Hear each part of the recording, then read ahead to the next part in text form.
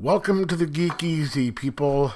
This is an exclusive review of a comic written by one of my favorite, if not my favorite, comic author, Dan Schaffer.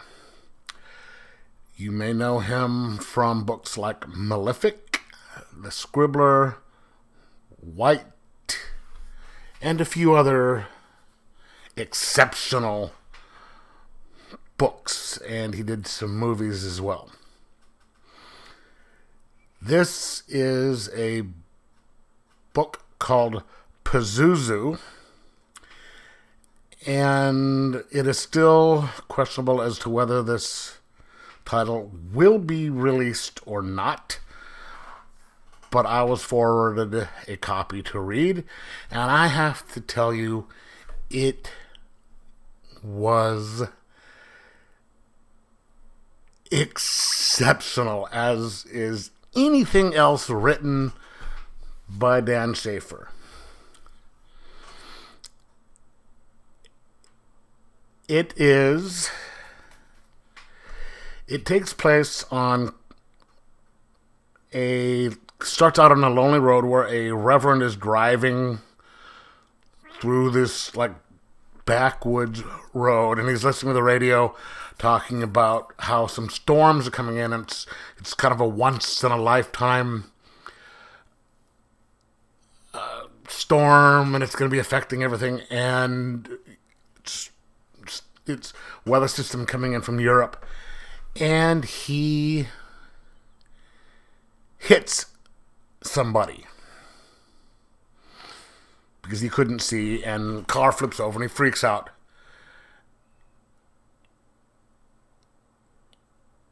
And somehow winds up back in his church. The body's still out in the road, and he comes across a figure who is a demon. The aforementioned Pazuzu, I'm assuming. Where they start to get into kind of a debate as to good and evil, and he's relying on his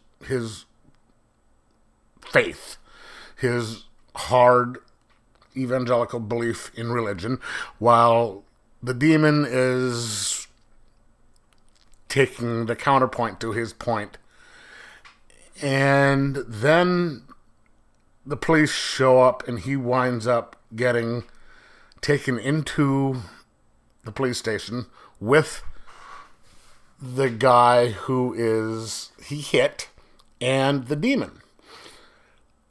The guy he hit is a serial killer known as Hammerhead, because he kills people and drives nails into their forehead.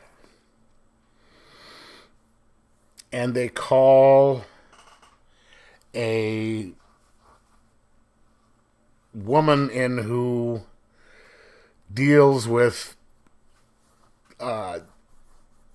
serial killers and stuff like that in a really high, only the biggest things. Her name is Dr. Anastasia Christine. She's a psychologist.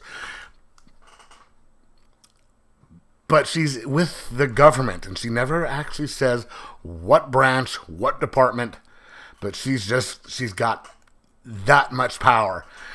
At some point, she mentions she takes orders only from the president. So you're getting her overriding the police's decision to talk to the guy, and she's talking to the demon.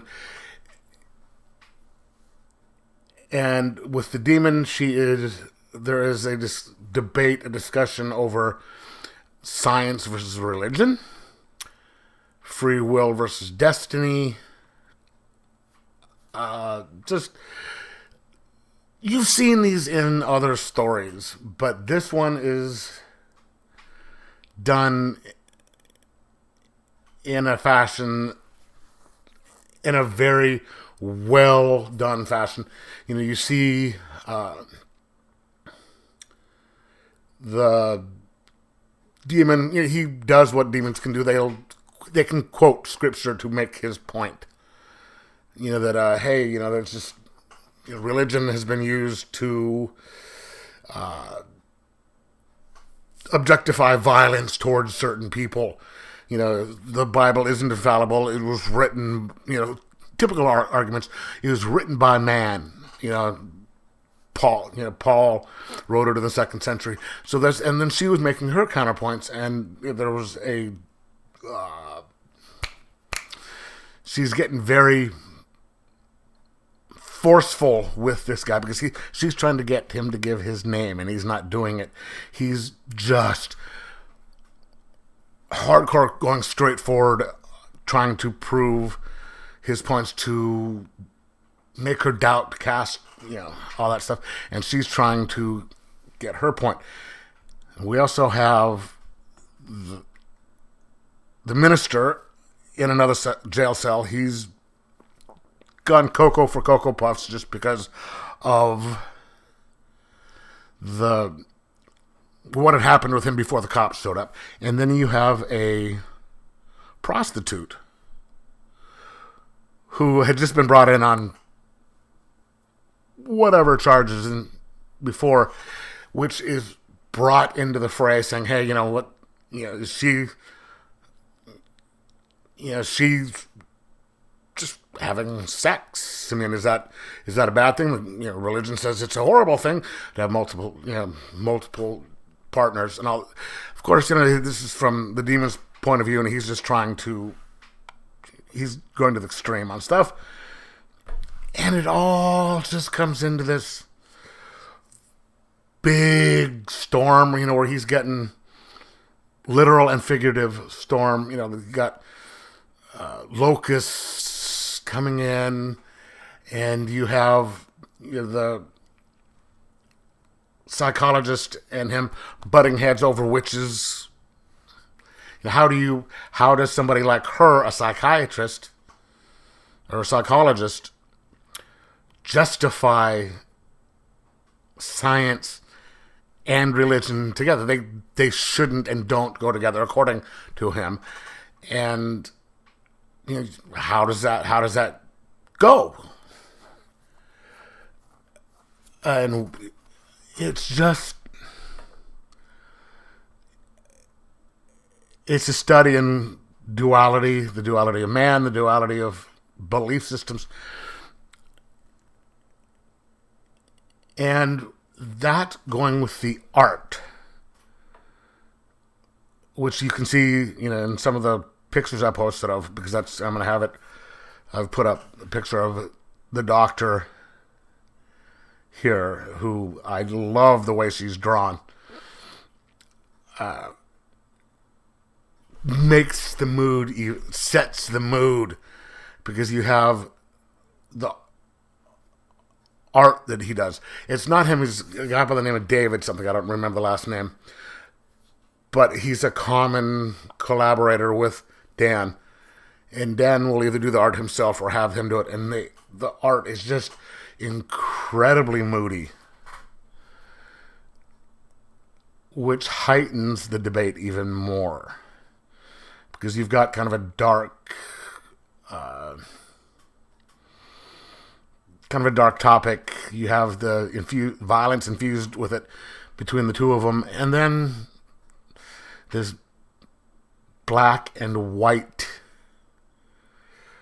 art, which is diametrically opposed to the non-black and white points of this, or maybe to emphasize the black and white beliefs of the people in the story. I've read it once, and I was like, holy shit, this is good. I'm going to have to read it a second time just to ingest everything, because the debate is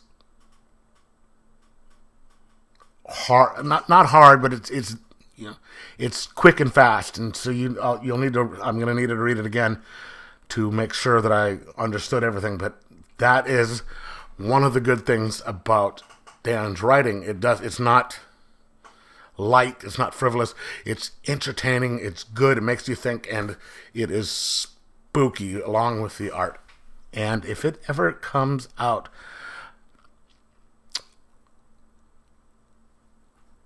I suggest you get it. I'm going to give it a 4.75 out of 5. Hell, no, not even that. I'm going to give it a 5 out of 5. This is probably one of his best pieces of work that I've read, and hopefully it'll get released, and if it does, get it. You will not be disappointed, or at least you shouldn't be. So, I have to tell you, if you can't get this, if it doesn't come out, get any of Dan Schaffer's other work, because you will be in for a treat. So have a good night and enjoy your comics.